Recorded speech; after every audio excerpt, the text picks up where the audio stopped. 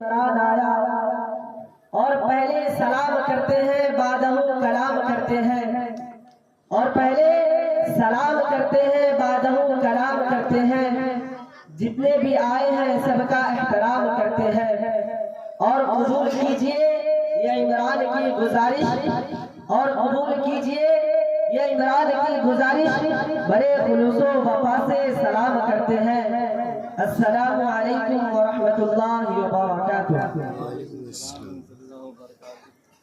جہاں ذکر حبیب ہوتا ہے وہاں خدا بھی قریب ہوتا ہے، جہاں ذکر حبیب ہوتا ہے وہاں خدا بھی قریب ہوتا ہے، اور ایسے مجلس میں بیٹھنے والے بہت ہی خوش نصیب ہوتا ہے۔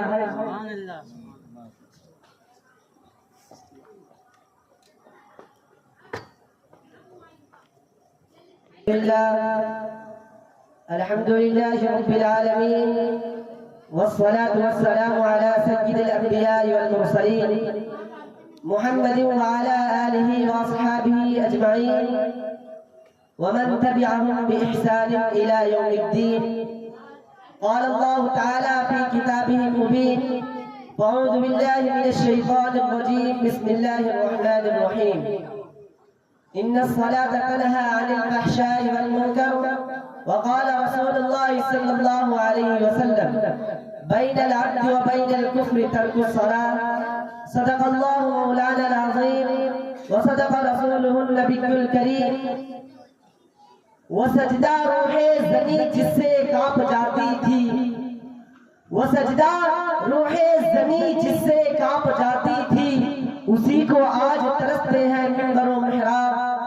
محترم صدر جلسہ اور شمع نبوت کے پروانوں، اللہ تبارک و تعالیٰ کا احسان عظیم یہ ہے کہ ہمیں اس متبرک و منور مجلس میں بیٹھنے کی توفیق دی۔ بہت دنوں سے قلب میں یہ آرزو و تمنا تھی کہ آپ حضرات کے روبرو نماز کو موضوع گفتگو بناؤ۔ آج اسی مقصد کو سامنے رکھ کر لب گشائی کی جسارت کر رہا ہوں، اور میں اپنے آپ کو بہت ہی خوش نصیب سمجھتا ہوں کہ آپ جیسے معظم و مکرم حضرات کے مابین جرأت گفتار کا موقع ملا۔ اللہ تعالی ہمیں سما سے زیادہ عمل پیرا بنائے۔ خالق السماوات والارض نے امت مسلمہ اور اپنے حبیب محسن کائنات صلی اللہ علیہ وسلم کو بے بہا نعمتوں سے نوازا اور ہمیشہ تحفظ سے سرفراز فرماتا رہا۔ انہی تحفوں میں سے ایک اعلیٰ و ارفع تحفہ نماز بھی ہے۔ اس متبرک تحفہ کی فضیلت روزے روشن کی طرح آیا ہے۔ اللہ تعالیٰ نے حج کو فرش پر نازل فرمایا، روزہ کو فرش پر نازل فرمایا، زکات کو فرش پر نازل فرمایا، اور تمام احکام کو فرش پر نازل فرمایا۔ لیکن جب نماز کی باری آئی تو رب کائنات نے اپنے محبوب محسن انسانیت صلی اللہ علیہ وسلم کو فرمایا کہ ہم آپ کو ایک قیمتی تحفہ دینے والے ہیں۔ یہ تحفہ بہت ہی اعلیٰ و ارفع ہے، اور اعلیٰ و ارفع شے کو اعلیٰ جگہ پر ہی عطا کیا جاتا ہے، لہذا نماز عرش الہی پر بلا کر عطا کیا گیا۔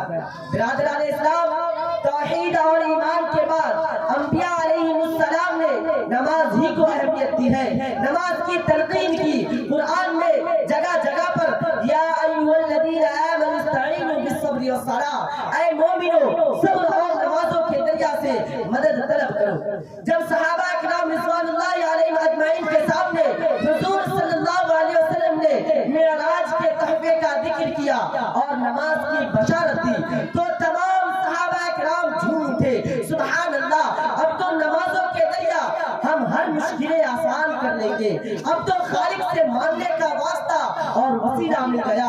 5 وقت کی نماز ادا کرے اور 500 نمازوں کا ثواب ملے۔ نماز مسلمانوں کی شان ہے، نماز مسلمانوں کی پہچان ہے، نماز مسلمانوں کے سربلندی کا ذریعہ ہے، نماز مسلمانوں کی اپنے رب سے ملاقات کا ذریعہ ہے، نماز رب العالمین سے بلا واسطہ گفتگو کا نام ہے، نماز کفر سے برات کا نام ہے، نماز جنت کی کنجی ہے، نماز جہنم سے نجات کا ذریعہ ہے، نماز جنت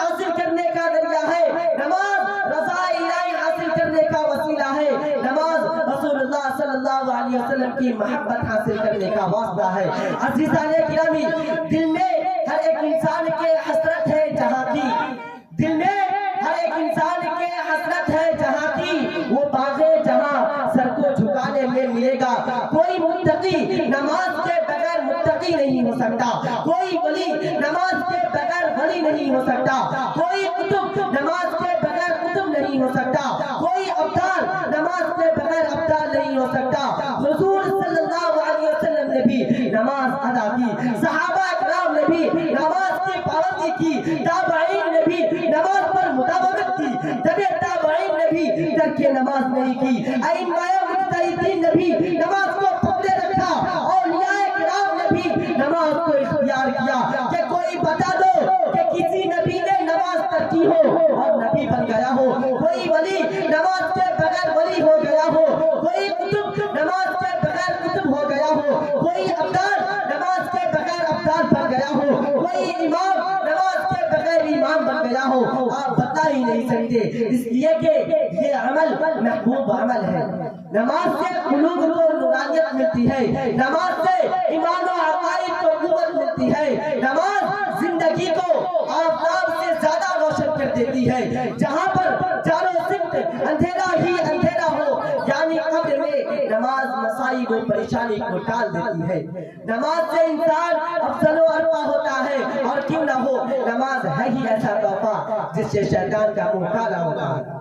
برادران ملت، نماز ہی سے فیصلہ ہوتا ہے کون متقی، کون شقی، کون انسان، کون شیطان، کون مسلم، کون غیر مسلم، یہ امتیاز نماز ہی سے ظاہر ہوتا ہے۔ میں بغیر حوالے کے بات نہیں کہتا، مشکوٰۃ شریف اٹھاؤ، صفحہ نمبر 58 پر دیکھو، حضرت جابر رضی اللہ عنہ روایت فرماتے ہیں کہ محسن انسانیت صلی اللہ علیہ وسلم نے ارشاد فرمایا، بین العبد و بین الکفر ترک الصلاۃ، بندے اور کفر کے درمیان فرق صرف نماز کا ترک کرنا ہے۔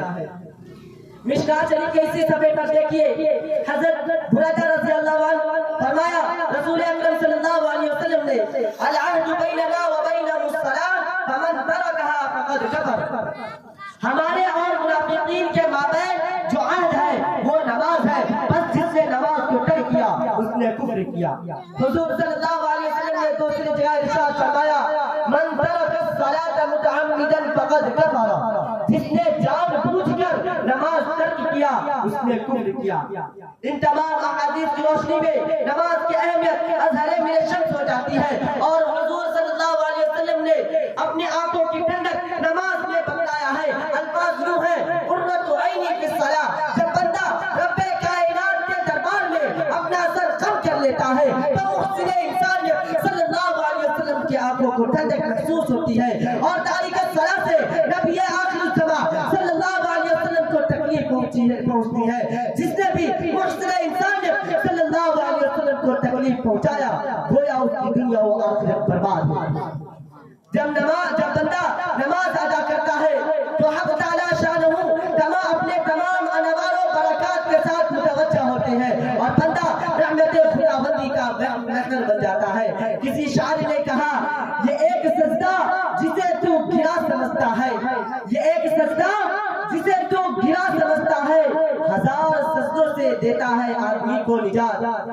شہداء علیہ السلام، قیامت کے دن سب سے قبل نماز کے بارے میں سوال ہوگا، اس دن کسی کا کوئی نہ ہوگا، ہر شے نفسی نفسی پکارے گی، اس وقت سب سے پہلے نماز کا حساب لیا جائے گا۔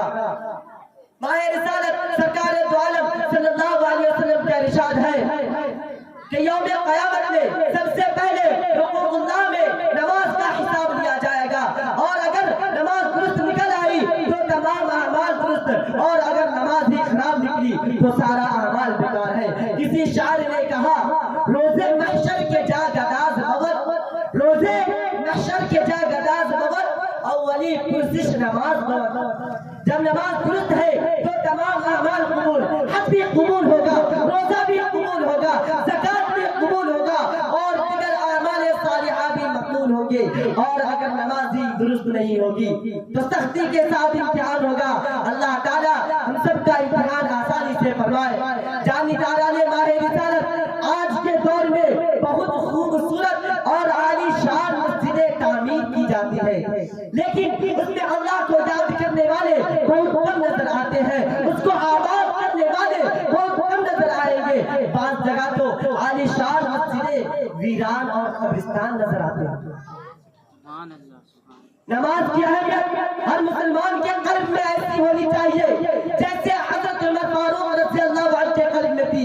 حضرت عمر فاروق رضی اللہ عنہ خلیفہ دو امامت فرما رہے ہیں، آپ پر قاتلانہ حملہ کیا گیا، آپ زخمی ہو گئے، فوراً حضرت عمر فاروق رضی اللہ عنہ عبد الرحمن بن عوف کا ہاتھ پکڑ کر امامت کے لیے آگے بڑھا دیا اور دنیا کو یہ سبق دیا کہ میری فکر مت کرنا، نماز کی فکر کرو، اس لیے کہ جان دی ہوئی اسی کی تھی، جان دی ہوئی اسی کی تھی، ہم تو یہ ہے کہ حق ادا نہ ہوا۔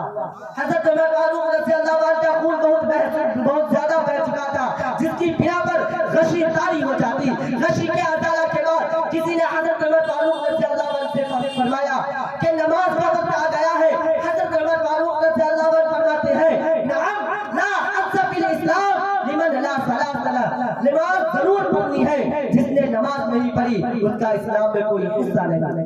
برادران اسلام، نبی کریم صلی اللہ علیہ وسلم نے ارشاد فرمایا، الصلاۃ عماد الدین فمن اقامها اقام الدین ومن هدمها هدم الدین، نماز دین کا ستون ہے، جس نے نماز کو قائم کیا اس نے دین کو قائم کیا، اور جس نے نماز کو منہدم کیا اس نے دین کو منہدم کیا۔ حضرت عمر فاروق رضی اللہ عنہ اسی حالت میں نماز ادا کی اور فرمایا کہ جب میں نماز پڑھنے سے عاجز آ گیا ہوں تو ایسی زندگی میں کیا مزہ جس سے احکام الہی میں کوتاہی آ جائے۔ کسی شاعر نے کہا، اے طائر نہ ہوتی اس رزق سے موت اچھی، اے طائر نہ ہوتی اس رزق سے موت اچھی، جس رزق میں آتی ہو پرواز میں کوتاہی۔ حضرت عمر فاروق رضی اللہ عنہ کا ان کی بنا پر ان کو رضوان اللہ علیہ اجمعین کا سرٹیفکیٹ ملا۔ بے نمازی کو تو زمین بھی پسند نہیں کرتی کہ یہ میرے اندر دفن ہو جائے۔ آئیے میں آپ کو اس پر واقعات بتاتا ہوں۔ حضرت عمر فاروق رضی اللہ عنہ کے خلافت کا دور ہے، ایک بڑیا کا تیل زمین پر گر جاتا ہے تو وہ بڑیا بارگاہ امیر المومنین میں حاضر ہوتی ہے اور مطالبہ کرتی ہے کہ زمین نے میرا تیل چوس لیا ہے۔ حضرت عمر فاروق رضی اللہ عنہ ایک پرچے لیتے ہیں، اس پر لکھتے ہیں اور کہتے ہیں یہ پرچے تو اس جگہ پر رکھنا جہاں پر تمہارا تیل گر گیا ہے۔ وہ بڑیا ایسا ہی کرتی ہے، فوراً پورا تیل زمین اگل دیتی ہے، تمام لوگ حیرت زدہ ہوتے ہیں، ایک ایسا ماجرا ہے۔ جب اس پرچے کو کھول کر دیکھتے ہیں تو اس پر لکھا ہوا ہوتا ہے، اے زمین اس بڑیا کا تیل فوراً واپس کر دے ورنہ تجھ میں ایسے شخص کو دفن کروں گا جو تاریخ صلاح ہوگا۔ حضرات سامعین کرام، ہمیں اس عبرتناک واقعہ سے نصیحت حاصل کرنی چاہیے کہ زمین تاریخ صلاح کو پسند نہیں کرتی۔ اگر ہم نماز چھوڑیں گے تو قبر میں جانے کے بعد زمین ہمارے ساتھ کیا معاملہ کرے گی۔ اللہ تعالیٰ سے دعا ہے کہ ہم سب کو قبر کے عذاب سے محفوظ فرمائے اور ہمیں نماز کا پابند بنائے۔ آمین۔ اس چند شعر کے ساتھ اپنے تقریر کو مکمل کرنا چاہتا ہوں کہ کلی گلاب کا تم توڑا نہ کرو، کلی گلاب کا تم توڑا نہ کرو، مذہب اسلام سے منہ موڑا نہ کرو، کلی گلاب کا تم توڑا نہ کرو، مذہب اسلام سے منہ موڑا نہ کرو۔ ارے بہت قیمتی ہے یہ پانچوں وقت کی نماز، خدا کے واسطے ان نمازوں کو تم کبھی چھوڑا نہ کرو۔ وآخر دعوانا الحمدللہ رب العالمین۔